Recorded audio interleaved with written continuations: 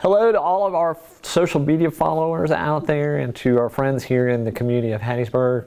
My name is Denny Booberg. I'm with Fox 23 on WHPM TV. And one of the things that we are launching in an effort to be a good partner and community member is an online interview segment, if you will, with members of our community who are doing big things in town, who are helping to celebrate different elements of our local, community, and national history, and just in generally helping make Hattiesburg a better place to live.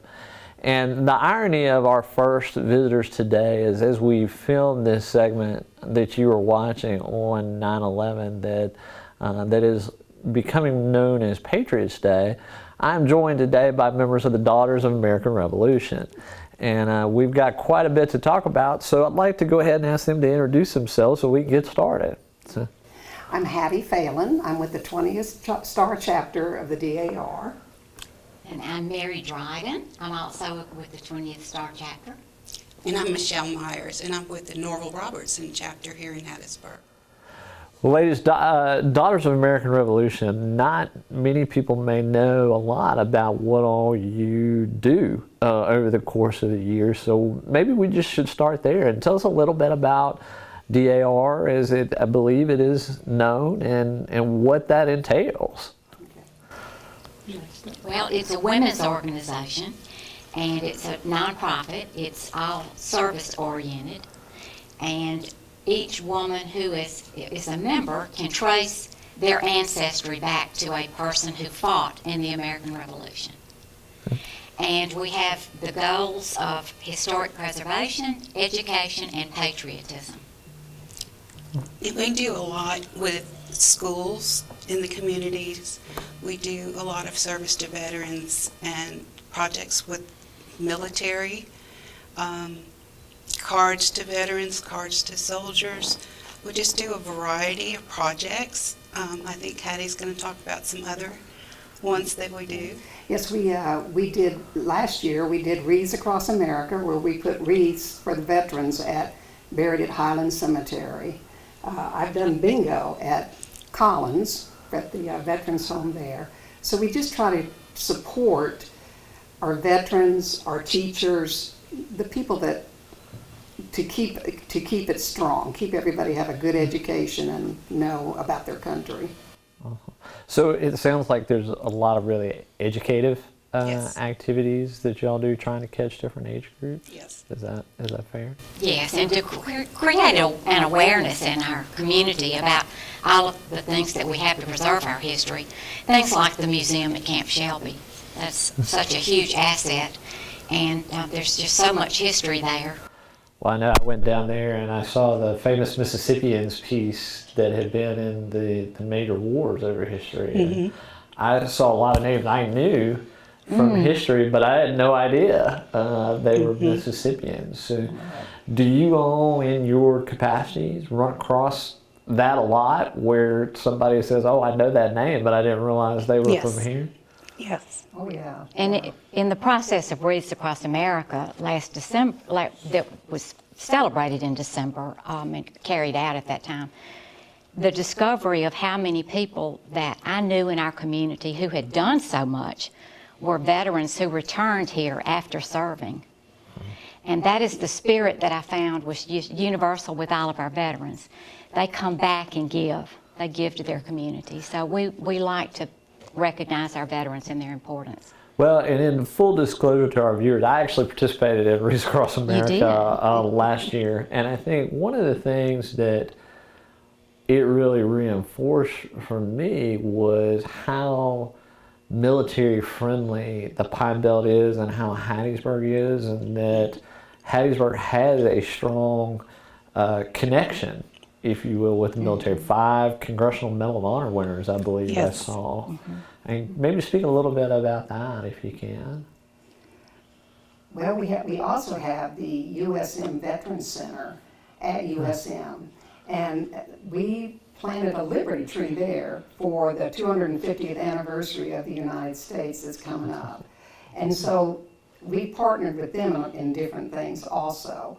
So again, our connection with the veterans and the things they do. And my husband was a veteran, so that's close to my heart, and so was my dad. And mine as well, my husband and my dad. Yeah, so everybody has that kind of, usually has a connection to someone who served. Well, very good. Well, thank you all for your partners, your significant other service. We greatly appreciate that. But I believe we've got a big week coming up next week. We do. Constitution Week. So what's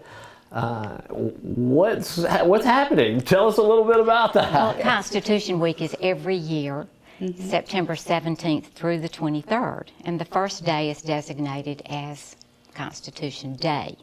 It started originally as Citizens Day. Michelle, anything you'd want to add to that? And eventually it was signed into law in 1956 to where it was celebrated nationwide and recognized nationwide since then. And DAR was the one that presented that to Congress to have Constitution Week designated.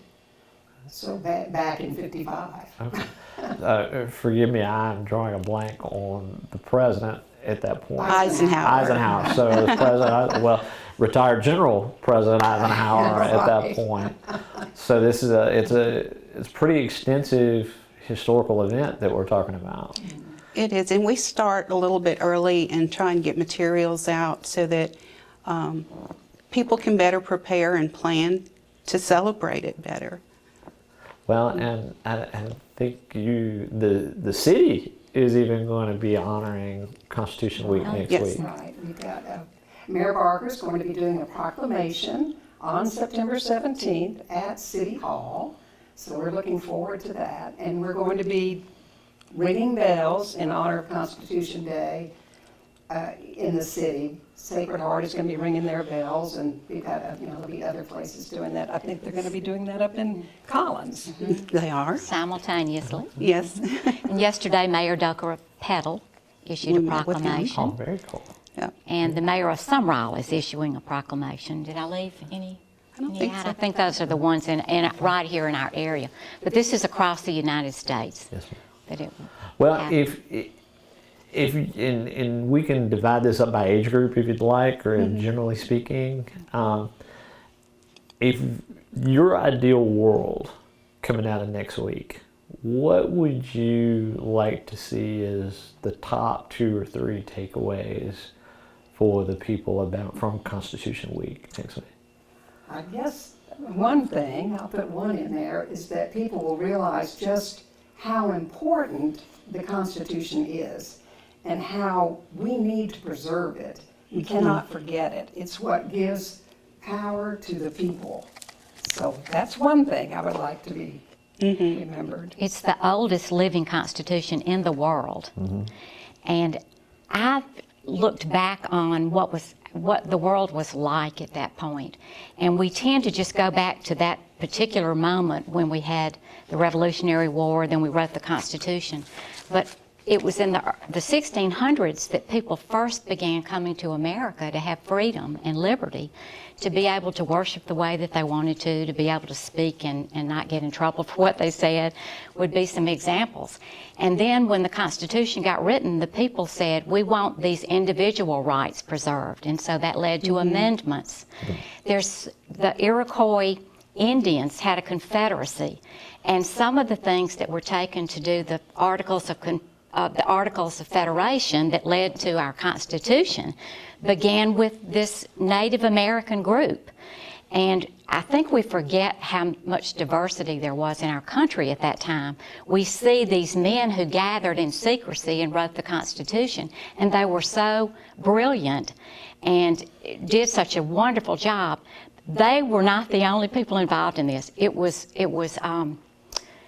let's see, how many people? I think it was 2.4 million people at that point, and it was 2,000 people when they first started talking about it being the colony. So there's just a lot of history. I want our children to be interested in our history. That's the takeaway that I have, to be more aware of all the things that made our country so great. Yeah, I mean, I say the same thing. It's just so important that the younger generations know it so that they can preserve it for future generations.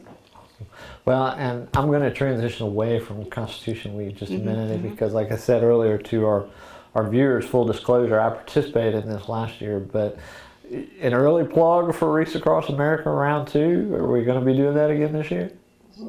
Yes, we are. Okay. Yes, we are. Any early? We would, yes, you can find us online, and you got another. Well, I'll just say Ted Tibbett, who has conducted so many wonderful veterans programs, called it a trifecta. It's a wonderful addition for our community. We did not realize just how much we would have as a response last year. We were just amazed to have so many people attend, and it was so beautiful. The city of Hattiesburg was so wonderful to do it, and we had a lot of participation from people in surrounding communities as well. Petal was just phenomenal. We just were very happy to be able to recognize all of those veterans. And my dad was one who served in World War II, was on the ship the Intrepid, and we had never gotten the footstone to show that he had been a veteran. So we created an awareness for a lot of families that step could be taken. And we have a Marine veteran here, well, 2 of them, Mary Drawn and Lynn Franklin, who were very, very helpful in that. And they are helping people go through that process of getting footstones. So that still can be done. We want to make sure that every veteran at Highland Cemetery is identified as such. And it's being expanded. I think there will be 6 cemeteries involved this year. Oh, if they wow. can, Here if they can have enough wreaths sponsored. Isn't that amazing? That is, and Yeah. that goes back to the connection that we were talking about earlier between the community and the military. Right. Well, that's awesome. We were talking earlier about DAR and needing to trace your ancestry. So for those who are watching us that may be interested in connecting with you in a membership capacity, how would they go about doing that? What resources would you recommend for them to be able to trace that history? You know more about that than... Well, and I'm sure Michelle can add to this too. You can go to the NSDAR, the national website. It's at www.dar.com. Okay. .org, I'm sorry. .org. Yeah, .org. And that's kind of the first step. You can find a chapter in your state, wherever you are, and they will, in other words, you can go to the state and they'll tell you the chapters, like they'll list our chapters under Hattiesburg. And then they have genealogists there that will help you. And then you have genealogists in your chapters. And many times people go, they ask to join a chapter, or a chapter invites them to join, and then that chapter, every chapter has a registrar, and that registrar's job is to help them finish get those papers done, because you do have to trace from you all the way back to the Revolutionary War. And the person has to be, they didn't have to fight in the Revolution. They just had to have been either they were a patriot, they aided, That era. Or served in some or capacity. served in some capacity. Very good. Right. There are 190,000 DAR members at this time. Oh, wow. Nationally? Oh, wow. And a good way to start for any kind of research is to start with what you know. You know, start with your parents and just write down as much information. Go back and look through newspapers. Sometimes old photographs have information on the back. You know, ask them about grandparents and what they know. Look at old Bibles. There's several different ways that you can start to build and go back to do research. The census, each census that has been taken is a wonderful source of information. Well, I'm not familiar with the name. I'm drawing a blank on it right now, but I also understand there's a big depository out in Utah The Mormons, The Mormons have a have it? lot of Okay. genealogy information, a huge, extensive amount, and the DAR does The as well. DAR has a huge genealogical library also. And we have a genealogy library in Hattiesburg. Really? We do downtown. It's at the intersection of Hardy Street and 2nd Avenue. Okay, good to know. So if someone wants to get more information from you all about Constitution Week next week, or REIs Across America, or partnerships like you mentioned, the USM Veterans Center, how do they make contact with you all? Well, One way is through Facebook. I think both of our chapters have Facebook pages. We have a website, the 20th Star DAR has a website, and I think Norval Robertson has one too, so you can kind of just type that in and it'll pop up. And they can just And that reach you has through there. connections, that has an email that will take you to our, Okay. to it. Great. All right, so for our viewers, Daughters of the American Revolution, highly active in town and a chance to learn a lot and even learn a lot about yourself from a family historical standpoint. Next week, a big week, Constitution Week, education from a patriotic standpoint, from a governmental standpoint. And then coming up down the pipeline too, REIs Across America round 2. So you all have some big things coming up this fall. Yeah. And next week we also have an unveiling of a marker, a historic marker up in Collins at the courthouse for Norval Robertson, who was a patriot, who was a soldier in the American Revolution. And he is buried in Covington County. He's who our chapter is named for. Okay. And but they're going to locate the marker at the courthouse, so it's easier access Okay. for people And- to see. And when is that going to take place? Tuesday at 3 o'clock, and we'll do the ringing of the bells to start the ceremony. And that's at the courthouse. That's at the courthouse in Collins. Awesome. So Tuesday at 3 o'clock up in Collins for the dedication. Yes. and thank you for mentioning REIs Across America. We had hundreds of volunteers last year, and that's the only way it could happen. We are so grateful. And you don't have to be involved in the DAR to be a volunteer. Well, and I know you had scouts out Right, there, we did. and maybe just very quick, what are some of the other groups that you had represented, or just where did your volunteers come from? Garden Club, the Hub City The Garden Club, Okay. the Pedal Cosmopolitan Club, Yeah. The Girl Scouts. all of the Girl Scouts, veterans yeah. organizations, the DAV, the VFWs, the American Legion.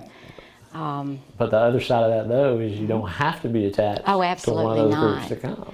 No, and we love for people who have someone buried at Highland to participate, and then they get to put the wreath on the headstone themselves. Well, I know one of the young men, one of the actual the Cub Scouts that was with our group, did it for his grandfather, and it was very moving just to watch them be able to do that and celebrate him. Well, Chris Vines was here and saw the burial place of his grandfather for the first time.